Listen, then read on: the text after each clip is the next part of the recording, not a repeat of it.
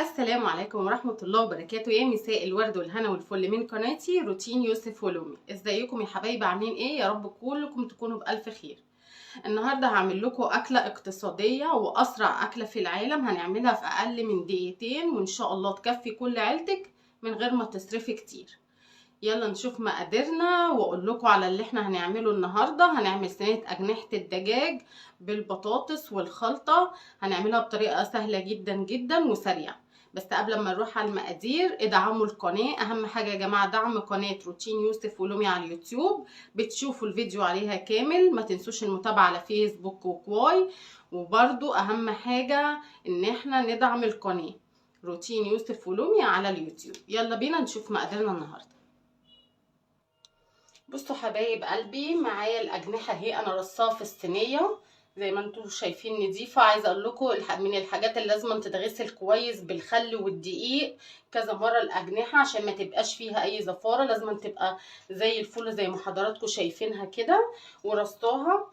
عندي بصله مبشوره، عندي معلقتين صلصه او طماطم اللي عندكم، عندي البهارات بتاعتي هتكون كزبره ناشفه، هتكون فلفل اسمر، هتكون بهارات فراخ،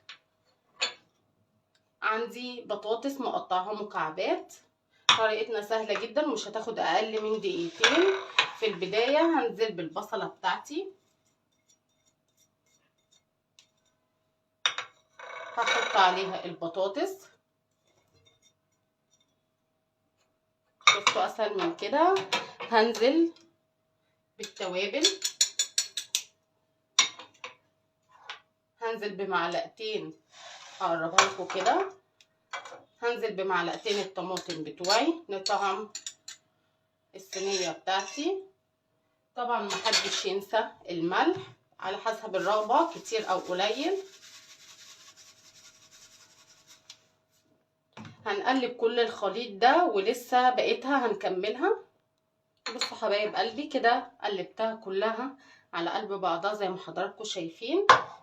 هنجيب في الاخر قرنين فلفل رومي او حراق على حسب الرغبه، انا بحط رومي عشان عندي اطفال صغيرين كده اهو، واحطهم في الوش. وبعد كده انزل بكوبايتين ميه، هنحط كوبايه تاني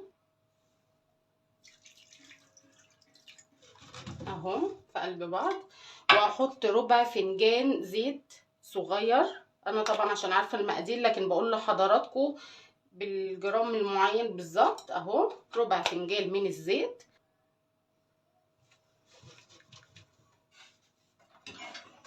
بصوا حبايب قلبي وكده ده شكلها النهائي بعد ما خلصناها وطلعناها من الفرن.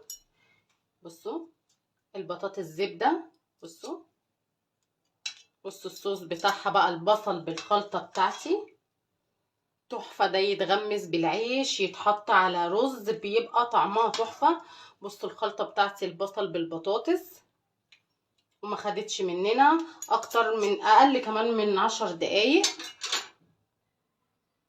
وبكده حبايبي انا اكون خلصت اكلتي السريعه البسيطه الاقتصاديه بتاعت النهارده. انتظروا فيديوهاتي كل خميس وجمعه بامر الله.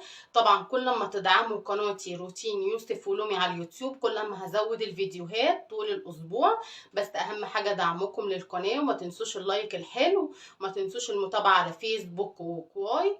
واشوفكم على الف خير يا احلى متابعين في الدنيا.